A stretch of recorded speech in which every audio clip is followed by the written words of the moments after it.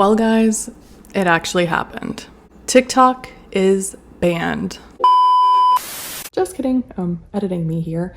It appears that Donald Trump did put the 90-day extension in place for TikTok, so it is back now. It looks like it was down for the night and early morning.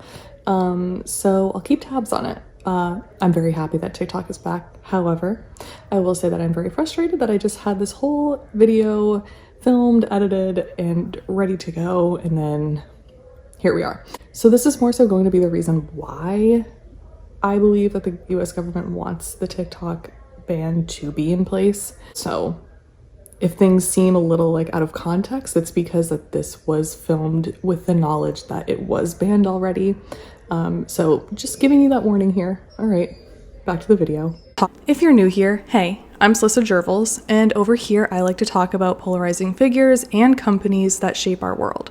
If that sounds interesting to you, please hit the subscribe button. Many of us know why this ban took place, but I'm still going to briefly go over the reasons for the ban. And at the very end, I'm going to give my 2 cents on this whole situation. Number 1, and the most obvious, data collection. TikTok collects vast amounts of user data, including personal information, browsing history, and location data. And China has laws that force companies to share user data with the government, making people worried about privacy and potential misuse of their personal information. Number 2, surveillance and espionage. The collected data could be used to track federal employees, build dossier, which is essentially a fancy word for files for blackmail, or conduct corporate espionage. Number 3, covert influence operations.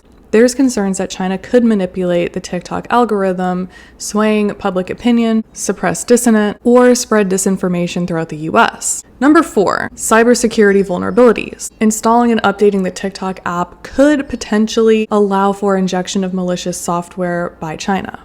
Number 5, bulk data exploitation. The large-scale collection of TikTok videos posted could be used to fuel AI advancement. In short, creating really realistic deepfakes or other malicious content. But again, people are doing this and have been doing this stuff long before TikTok was around. And lastly, number 6, user tracking and profiling. TikTok can track users' whereabouts, read text messages, monitor keystrokes, and access phone records, which could be used to build detailed profiles of Americans. Although these risks remain theoretical, the scale of TikTok's user base, which is over 170 million monthly users in the US alone, and its connection to China have led the US to believe that this is a national security threat. I think they mean a threat of the American people waking up to the US government's BS. Now, one of the most obvious questions that has been circulating right now is, does this interfere with our First Amendment right? And the answer is not a simple yes or no. This ruling demonstrates that First Amendment protections for social media platforms can be limited when national security interests are at stake. But the Supreme Court does not consider this to interfere with your freedom of speech, as they claim you can just take your thoughts elsewhere. And yeah, elsewhere as in Meta and YouTube, which have both been heavily scrutinized for censorship. TikTok argued passionately for its First Amendment rights, but the court was not swayed. Instead, they applied a less stringent free speech standard, essentially telling TikTok, it's not personal, it's just national security. This ruling does not just affect TikTok. It's basically opening Pandora's box for social media regulation.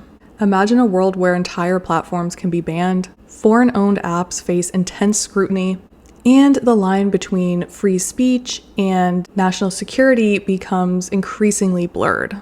As the dust settles, one thing is clear. The digital landscape as we know it will never be the same. The TikTok saga serves as a cautionary tale, reminding us that in the age of information, even our own favorite apps can become pawns in a much larger geopolitical chess game.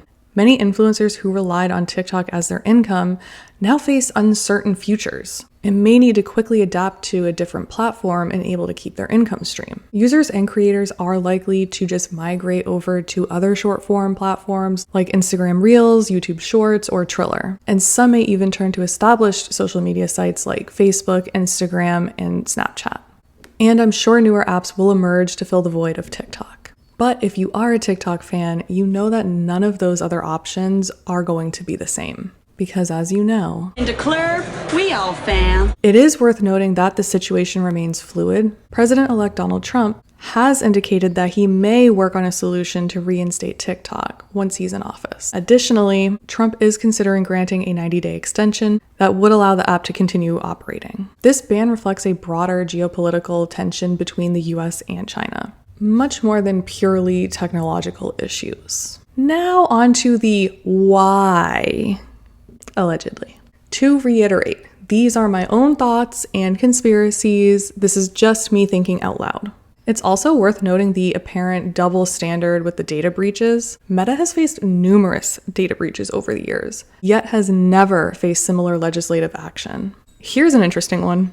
TikTok is not publicly traded, as it's owned by a private company, ByteDance. This could definitely influence the ban decision, as publicly traded companies typically have more lobbying power and financial ties to lawmakers. As of January 19th of 2025, but honestly was as early as the 18th, as I tried to get on at 10 p.m. Eastern Standard Time last night, and I was met with this lovely message. We regret that the US law banning TikTok will take effect on January 19th and force us to make our services temporarily unavailable. We're working to restore our service in the US as soon as possible, and we appreciate your support. Please stay tuned. And it now says this. Welcome back. Thanks for your patience and support. As a result of President Trump's efforts, TikTok is back in the US. You can continue to create, share, and discover all things you. It's also worth noting that this ban has far-reaching consequences. Meta could obviously be the major beneficiary of this ban, potentially seeing a significant increase in advertising revenue. I mean, there's over 170 million Americans alone that are now displaced from TikTok, so it's only natural that the majority of them would migrate over to Meta. And in an interesting turn of events, millions of TikTok users started moving their way over to other platforms.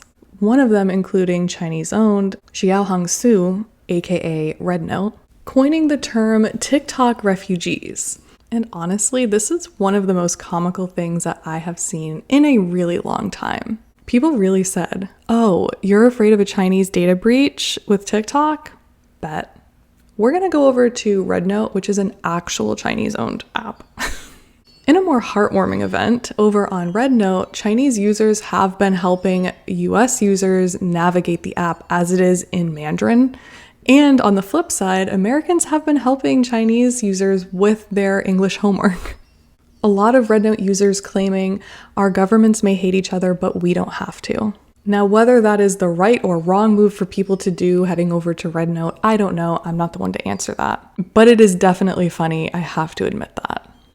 In my opinion, the real national security threat is not algorithmic data collection. It's the platform's unprecedented ability to rapidly mobilize, educate, and organize millions of young Americans. TikTok represents something that's far more dangerous to the current power structure than a data breach. An unfiltered, instantaneous mechanism for collective consciousness. It's a digital town square where narratives can't be controlled, where grassroots movements can spark and spread faster than traditional media sites can suppress them. In my opinion, the government isn't afraid of China accessing your data. They're terrified of users accessing unmanipulated information.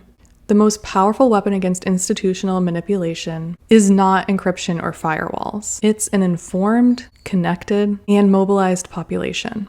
And TikTok is the match that could light that fire.